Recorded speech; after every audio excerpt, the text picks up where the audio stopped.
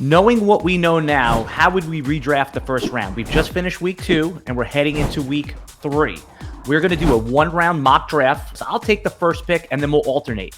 I still think I'm going to take Christian McCaffrey at the 1.1, giving you 25-plus points a game. I think he's locked and loaded. Who do you have at pick 2?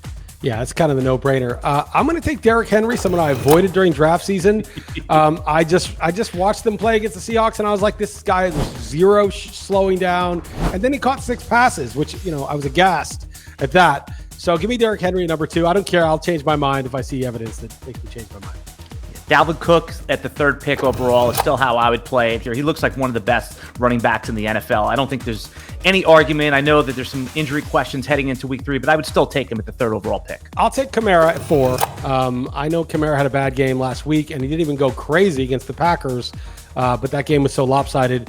I still think he's going to get his, and I'm not going to hold last week too much against him. So give me KAMARA at 4. I took some grief from my peers having Aaron Jones as the 4th-ranked running back in the preseason, and I'm going to be happy to take him at 5. I think I was exonerated when he had a big week in week 2, so at the 5th pick, Aaron Jones for me. All right, again, I'm going back on my draft day strategy, but I'm going to take KELCE at 6. I mean, he's just getting all the targets. He's getting touchdowns every game. The defense still isn't very good. The tree is even narrower in Kansas City. So give me KELCE at 6. I think that we had Davante Adams around the 7th or 8th pick in the preseason, and I'm still going to take Davante Adams at 7. It looks like that Aaron Rodgers, now that he's back on track, will force feed him. Who do you have at the 8th overall pick? I'm still going to stick with my guy, Jonathan Taylor. He got stuffed a few times at the goal line, and it was an ugly game against a very good defense. But the previous game, he caught 6 or 7 passes. They designed a play in the red zone for him on 3rd down as a receiver. He's too good. I'm not going to sweat Marlon Mack getting 5 carries. Give me Jonathan Taylor. At the 9th pick, I have changed who my wide receiver 2 is. This is a place where I am happy to take Cooper Kupp. He is. Shit. Yeah, he's been getting force-fed the ball. You were correct that you had him well ahead of Robert Woods in the preseason. I think that he is worth a first-round pick if we take away our biases before this. I don't see any reason why it wouldn't continue. All right, I can see it. He's been really good, and he's a good player. Pick 10. All right, I'm going to go. I know TYREEK Hill didn't do anything in this previous game, but he went crazy in week 1. And again, it's the narrowest tree they've ever had. They'll take him out a game here and there, but at the end of the year, if he's healthy, he's going to get his 1,500 yards and 13, 14 touchdowns. Give me TYREEK.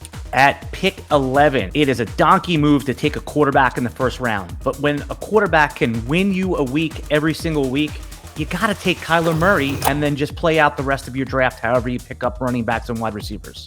I like it. It's a real man pick. I really regretted taking Josh Allen over Murray later in draft season. I was like, uh-oh. Murray, of course, he was breaking the record for points before he got hurt last year. All right, so now we're at pick 12. I'm going to reach a little bit. I don't mind. Give me SAQUON Barkley. He's gotten over the 2 games of getting back from injury. He's gotten a 10-day layoff. The Giants offense actually woke up against Washington. If that offense is even credible, SAQUON Barkley is a top 5 overall pick. So give me SAQUON at the end of the first round. Some notable omissions in round 1 were Zeke. And is there anybody that you think belongs solidly in round 2 that wasn't previously in round 2? Do you see someone making a big leap from outside of round 2? I do. I think if you're a tight end early person, I think that TJ Hawkinson belongs somewhere in the top 24. Wow. I'd still take Waller, way ahead of him. Yes, I agree. I wouldn't agree with that. Hawkinson's been okay, get some targets, but I wouldn't put him there. I would, a couple guys. I mean, I still have DK Metcalf firmly. I could have taken him instead of Barkley at 12. I know he's started a little bit slow. You would still take him in the 2nd round, Antonio Gibson? Yeah, I think Gibson's fine. He's not going to get that Christian McCaffrey role, whatever nonsense they were saying, but I think he's getting enough targets and opportunities. He's going to be fine. Where would you take Deebo Samuel and DeAndre Swift at this point? Your guy Swift, yeah, that's pretty good. I would take Swift probably in the 2nd, like late 2nd. And then Deebo I would take probably in the 3rd, mid-late 3rd. I mean, he's been really good, and he's actually getting, mid-3rd. Give me mid-3rd, Deebo. To see RotoWire's premium content, rankings, and pro tools, picks and plays, and start set advice, go to rotowire.com/try. You can have all of it for 10 days free.